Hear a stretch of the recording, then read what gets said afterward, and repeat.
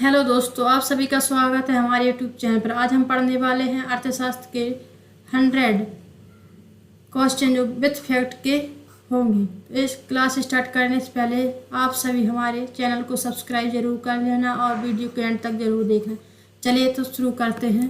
प्रश्न नंबर 1, राष्ट्रीय आय की गणना में जीडीपी एट फैक्टर कॉस्ट का अर्थ क्या है? इसका आंसर है ए, कर, सब्सिडी और समायोजन के बाद उत्पादन का मूल्य। प्रश्न नंबर 2, गिफेन वस्तुओं की मांग वक्र कैसा होता है? इसका आंसर है बी, धनात्मक ढाल वाला होता है। गिफेन वस्तुओं की मांग आय प्रभाव के कारण मूल्य बढ़ने पर भी बढ़ जाती है। प्रश्न नंबर 3, फिलिप्स वक्र किस संबंध को दर्शाता है? इसका आंसर है बेरोजगारी और मुद्रास्फीति को दर्शाता है और यह बताता है कि बेरोजगारी घटने पर मुद्रास्फीति हमेशा बढ़ती है।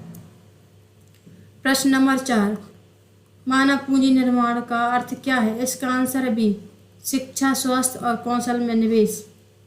मानव संसाधन और निवेश को मानव पूंजी निर्माण भी कहते हैं। प्रश्न नंबर 5, भारतीय कृषि में छोटे और सीमांत किसान किस श्रेणी में आते हैं? इसका आंसर है बी, 2 हेक्टेयर से कम भूमि वाले में आते हैं। प्रश्न नंबर 6, अमर्त्य सेन को नोबेल पुरस्कार किस क्षेत्र में मिला था? इसका आंसर है बी, गरीबी और कल्याण अर्थशास्त्र के क्षेत्र में मिला था 1998 में। फैक्ट आप सभी जरूर देख लेना ध्यान से।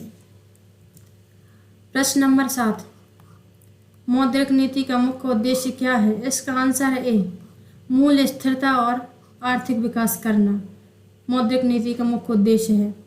आरबीआई मौद्रिक नीति से मुद्रास्फीति नियंत्रित और विकास संतुलित करता है। प्रश्न नंबर 8, मानव विकास सूचकांक किन 3 घटकों पर आधारित है? इसका आंसर है 3 घटक हैं, स्वास्थ्य, शिक्षा और आय। इसका आंसर ए। प्रश्न नंबर 9, भारतीय पंचवर्षीय योजना में सार्वजनिक क्षेत्र को महत्व किस योजना में सबसे अधिक दिया गया था? इसका आंसर द्वितीय पंचवर्षीय योजना, जो चलाई गई थी 1956 से 1961 तक। यह योजना महालनोबिस मॉडल पर आधारित थी। इसका प्रमुख उद्देश्य था भारी उद्योगों पर जोर देना। प्रश्न नंबर 10, शिक्षा अर्थशास्त्र के अनुसार प्राथमिक शिक्षा किस प्रकार वस्तु मानी जाती है? इसका आंसर है बी, सार्वजनिक वस्तु मानी जाती है। शिक्षा को मेरिट गुड माना गया है जिसे राज्य प्रदान करता है। प्रश्न नंबर 11,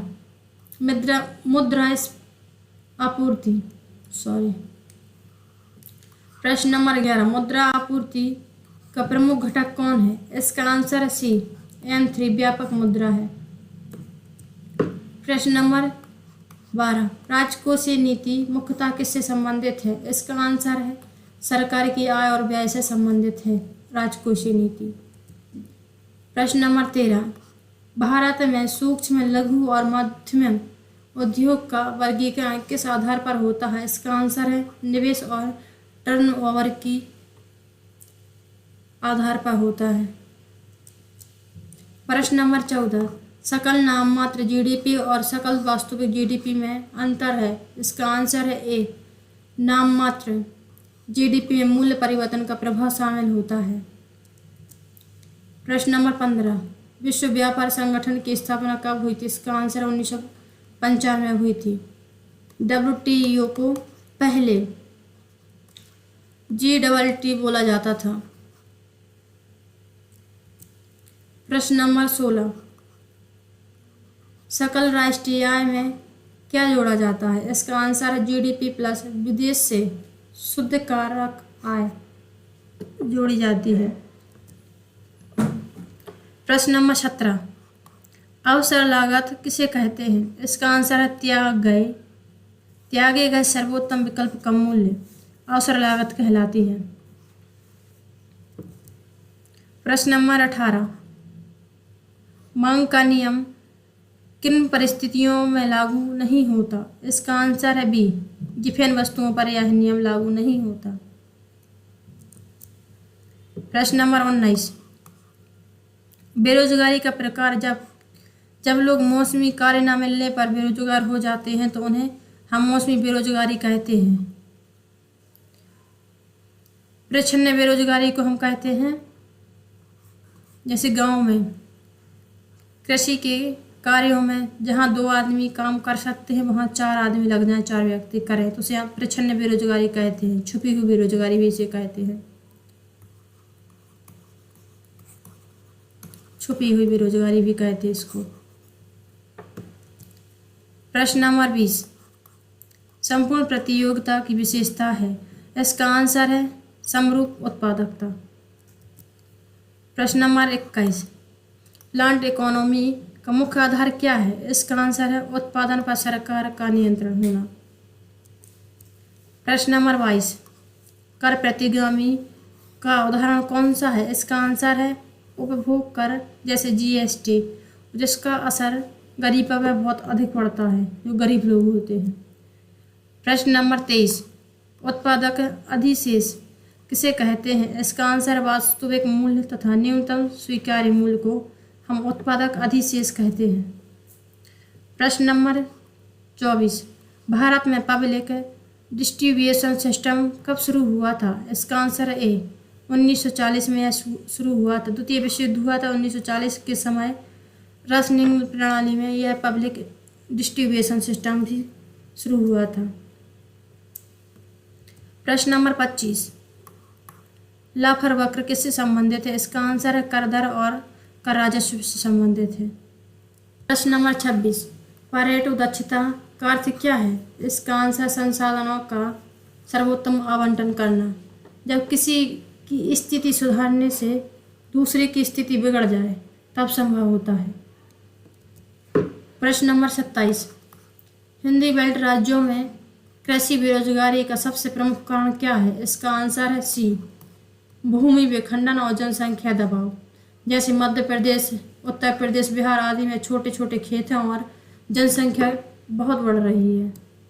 प्रश्न नंबर 28, भारत में सूचना का अधिकार अधिनियम कब लागू हुआ था? इसका आंसर है 2005 में यह लागू हुआ था, पारदर्शिता और उत्तरदायित्व को बढ़ाने हेतु। प्रश्न नंबर 29, संरचनात्मक बेरोजगारी का मुख्य कारण क्या है? इसका आंसर है अर्थव्यवस्था में संरचना का असंतुलन होना। जब उद्योगों में मांग और कौशल में असमानता हो तब संरचनात्मक बेरोजगारी बढ़ती है। प्रश्न नंबर 30, सार्वजनिक वस्तुओं की विशेषता क्या है? इसका आंसर है सी प्रतिद्वंद्विता और अपवर्जन नहीं। प्रश्न नंबर 31, भारत में न्यूनतम समर्थन मूल्य तय करने की सिफारिश कौन करता है? इसका आंसर है सी कृषि लागत और मूल्य आयोग CACP। प्रश्न नंबर 32, द्वितीय हरित क्रांति का मुख्य उद्देश्य क्या था? इसका आंसर है पूर्वी भारत में खाद्यान्न उत्पादन बढ़ाना, जैसे कि बंगाल, बिहार, उड़ीसा में फसल उत्पादन पर जोर दिया गया था द्वितीय हरित क्रांति में। प्रश्न नंबर 33, शाख निर्माण किसकी प्रमुख क्रिया है? इसका आंसर है वाणिज्य बैंक की प्रमुख क्रिया है। प्रश्न नंबर 34, राजकोषीय घाटा का अर्थ क्या है? इसका आंसर है कुल व्यय प्लस कुल आय, कर व गैर कर, राजकोषीय घाटे का अर्थ है। प्रश्न नंबर 35, सूक्ष्म अर्थशास्त्र का अध्ययन किसका है? इसका आंसर है व्यक्तिगत, उपभोक्ता और उत्पादक का। प्रश्न नंबर 36, हिंदू वृद्धि दर किसने यह शब्द दिया था? इसका आंसर है राजकृष्णन ने यह शब्द दिया था। प्रश्न नंबर 37, PPP का उपयोग किसके लिए होता है? इसका आंसर है विदेशों के बीच मूल्य स्तर की तुलना के लिए होता है। इसका फुल फॉर्म याद रखना, परचेसिंग पावर पैरिटी। प्रश्न number 38, fair and remunerative price किससे संबंधित है? इसका आंसर है गन्ना से संबंधित है। गन्ना किसानों के लिए सरकार द्वारा घोषित किया गया मूल्य होता है। प्रश्न नंबर 39, बहुपक्षीय व्यापार समझौता किस संस्था के अंतर्गत आता है? इसका आंसर है सी WTO के। इसकी राजधानी मुख्यालय है जिनेवा। WTO के मुख्यालय है जिनेवा में। प्रश्न नंबर 40, जनसंख्या लाभांश का अर्थ क्या है? इसका आंसर युवा श्रम शक्ति की अधिकता।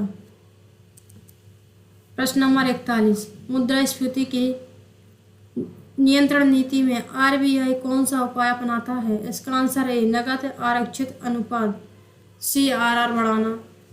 CRR बढ़ाने से बैंकों की उधार क्षमता घटती है और महंगाई कम होती है। प्रश्न नंबर 42, जनधन योजना मुख्यतः किससे संबंधित है? इसका आंसर है सार्वभौमिक बैंकिंग सुविधा से संबंधित है और 2014 में इसे चलाया गया था। हर घर को बैंकिंग सुविधा उपलब्ध कराने हेतु इसका प्रमुख उद्देश्य था जनधन योजना का। प्रश्न नंबर 43, भारतीय रिजर्व बैंक का राष्ट्रीयकरण कब हुआ था? इसका आंसर है 1949 को हुआ था।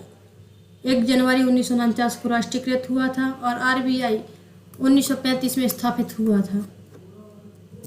प्रश्न नंबर 44, राष्ट्रीय आय की गणना भारत में कौन करता है? इसका आंसर है CSO। अब इसे बोलते हैं हम NSO बोलते हैं। प्रश्न नंबर 45, जनसंख्या वृद्धि दर घटाने के लिए भारत ने पहला राष्ट्रीय जनसंख्या नीति कब अपनाई थी? इसका आंसर है 1952 में अपनाई थी। भारत विश्व का पहला देश जिसने 1952 में जनसंख्या नीति अपनाई थी। तो दोस्तों आप सभी फैक्ट जरूर याद करके जाना, ये इनसे क्वेश्चन बार बार बनते हैं पेपरों में। प्रश्न नंबर 46, HDI रिपोर्ट किस संस्था द्वारा प्रकाशित की जाती है? इसका आंसर है C, UNDP से। इसकी फुल फॉर्म है UNDP की यूनाइटेड नेशनल डेवलपमेंट प्रोग्राम है। प्रश्न नंबर 47, सकल पूंजी निर्माण का अर्थ है नई मशीन, भवन और उपकरणों में निवेश। प्रश्न नंबर 48, रोजगार गारंटी योजना जिसको हम बोलते हैं मनरेगा ग्रामीण परिवारों को कितने दिन का रोजगार देगी? इसका आंसर है 100 दिन का रोजगार देगी। यह चलाई गई थी 2005 में ग्रामीण गरीब परिवारों को 100 दिन का रोजगार देने के लिए। प्रश्न नंबर 49, केंद्रीय बजट किस अनुच्छेद के अंतर्गत संसद में प्रस्तुत होता है? इसका आंसर अनुच्छेद 112 के तहत। इसको वार्षिक वित्तीय विवरण भी बोलते हैं। प्रश्न नंबर 50, मध्य प्रदेश की अर्थव्यवस्था का मुख्य आधार क्या है? इसका आंसर है B, कृषि इसका मुख्य आधार है। प्रश्न नंबर 51, प्रच्छन्न बेरोजगारी अधिकतर कहाँ पाई जाती है? इसका आंसर है A, कृषि क्षेत्र में अधिक पाई जाती है। कृषि में ज़रूरत से ज़्यादा लोग काम करते हैं लेकिन उत्पादन नहीं बढ़ता, इसी को हम छुपी बेरोजगारी भी कहते हैं। प्रश्न नंबर 52, लोरेंज वक्र किससे संबंधित है? इसका आंसर है आय विवरण से संबंधित है। प्रश्न number 53, goods and services tax जिसको हम GST बोलते हैं भारत में कब लागू हुआ था? इसका आंसर है 2017 को लागू हुआ था, 1 जुलाई 2017।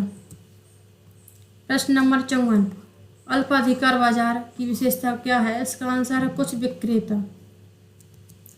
प्रश्न नंबर 55, अर्थशास्त्र का पिता किसे कहा जाता है? इसका आंसर है एडम स्मिथ को कहा जाता है।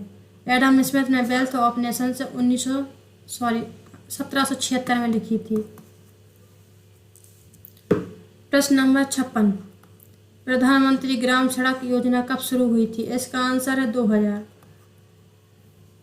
ग्रामीण क्षेत्रों को ऑल वेदर रोड कनेक्टिविटी देने के लिए यह शुरू हुई थी।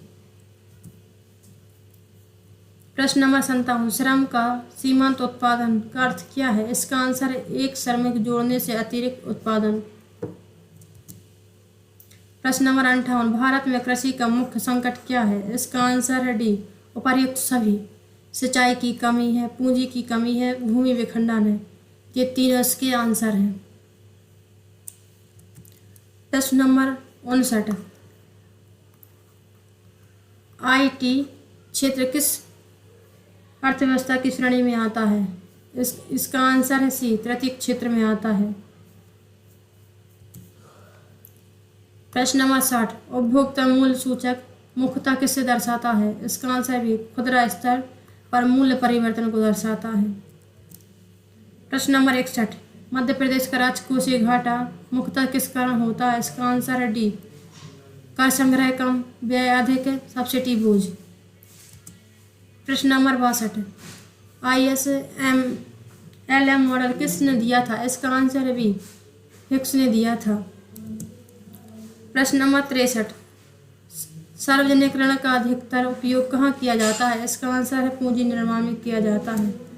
प्रश्न नंबर 64, NEP 2020 में नई शिक्षा नीति किस पर विशेष जोर देती है? इसका आंसर है बहुभाषी शिक्षा पर विशेष ध्यान देती है। प्रश्न नंबर 65, मानव विकास रिपोर्ट पहली बार कब प्रकाशित हुई थी? इसका आंसर है 1990 में यह प्रकाशित हुई थी। प्रश्न नंबर 66, दुविध अर्थव्यवस्था का अर्थ क्या है? इसका आंसर है कृषि उद्योग का सह अस्तित्व। प्रश्न नंबर 67, श्रम बल सहभागिता दर किससे मापी जाती है? इसका आंसर है श्रम शक्ति का कुल जनसंख्या में अनुपात। प्रश्न नंबर 68, उत्पाद जीवन चक्र का अंतिम चरण कौन सा है? इसका आंसर है डी, अवनति। प्रश्न नंबर 69, RBI का मुख्य कार्य नहीं है? इसका आंसर है सी, RBI का मुख्य कार्य है नोट जारी करना, मौद्रिक नीति बनाना, विदेशी मुद्रा भंडार प्रबंधन करना। प्रश्न नंबर 70, मध्य प्रदेश में प्रमुख औद्योगिक क्षेत्र कौन सा है? इसका आंसर है सी, पीथमपुर, जो इंदौर में है, इंदौर शहर में है। प्रश्न नंबर 71, भारतीय संविधान की 73वीं संशोधन किससे संबंधित है? इसका आंसर भी पंचवर्षीय राज्य व्यवस्था से संबंधित है। प्रश्न नंबर 72, IMF का उद्देश्य क्या है?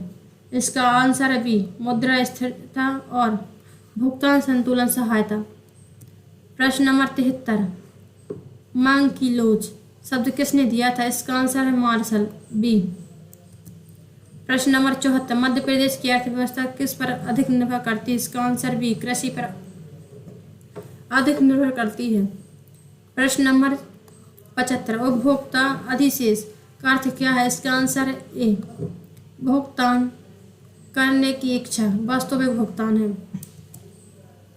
प्रश्न नंबर 76, विनिर्माण क्षेत्र की वृद्धि दर का मुख्य संकेत कौन सा है? इसका आंसर ए, IIP।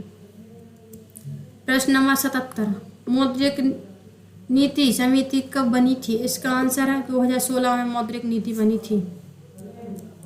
प्रश्न नंबर 78, भारत में सूक्ष्म और लघु उद्योग का कुल रोजगार में योगदान लगभग कितना है? इसका आंसर है 40% है।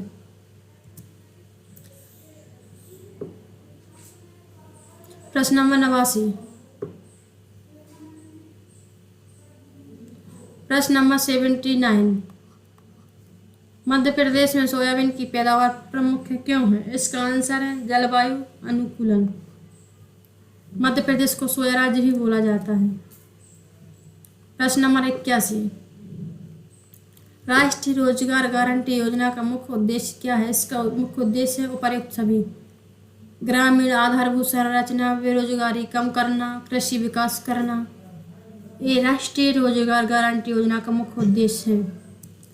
प्रश्न नंबर 82, विदेशी प्रत्यक्ष निवेश का अर्थ क्या है? इसका आंसर है बी, विदेशी द्वारा देश में उद्योग और विनिर्माण में निवेश करना। प्रश्न नंबर 83, आपूर्ति का नियम क्या कहता है? इसका आंसर ए, मूल्य बढ़ने पर आपूर्ति बढ़ती है। प्रश्न नंबर 84, केंद्रीय बजट में चालू व्यय और पूंजी व्यय में क्या अंतर है? इसका आंसर ए, चालू बराबर नियमित खर्च, पूंजी बराबर दीर्घकालीन निवेश। प्रश्न नंबर 85, RBI के रेपो रेट का मुख्य कार्य क्या है? इसका आंसर बैंकों से उधार लेने की दर तय करना रेपो रेट का मुख्य कार्य है। प्रश्न नंबर 86, भारतीय अर्थव्यवस्था में सेवा क्षेत्र का योगदान में लगभग कितना है? इसका आंसर है डी 55 से 60%। प्रश्न नंबर 87, व्यक्तिगत आयकर स्लैब का निर्धारण किससे होता है? इसका आंसर है वित्त मंत्रालय से होता है। प्रश्न नंबर 88, पंचवर्षीय योजना का मुख्य उद्देश्य क्या था? इसका आंसर है दीर्घकालीन आर्थिक विकास योजना बनाना पंचवर्षीय योजना का मुख्य उद्देश्य था। प्रश्न नंबर 89, प्रधानमंत्री उज्ज्वला योजना का मुख्य उद्देश्य क्या था? इसका आंसर है महिलाओं को गैस कनेक्शन देना, इसका मुख्य उद्देश्य था। प्रश्न नंबर 90, जीडीपी की वृद्धि दर में कौन सा कारक सबसे अधिक प्रभाव डालता है? इसका आंसर है कृषि उत्पादन, औद्योगिक उत्पादन, सेवा क्षेत्र, उपर्युक्त सभी। प्रश्न नंबर 91, मुक्त व्यापार का लाभ क्या है? इसका आंसर है डी वस्तुओं की अधिक उपलब्धता, कीमतों में प्रतिस्पर्धा, नवाचार को बढ़ावा देना। प्रश्न नंबर 92, राष्ट्रीय आय में गैर मानक वस्तुओं सेवाओं का योगदान लगभग कितना है? इसका आंसर 50% है। प्रश्न नंबर 93, भारत में मनरेगा के तहत मजदूरी भुगतान किस माध्यम से होता है? इसका आंसर है बी बैंक पोस्टल खाता से।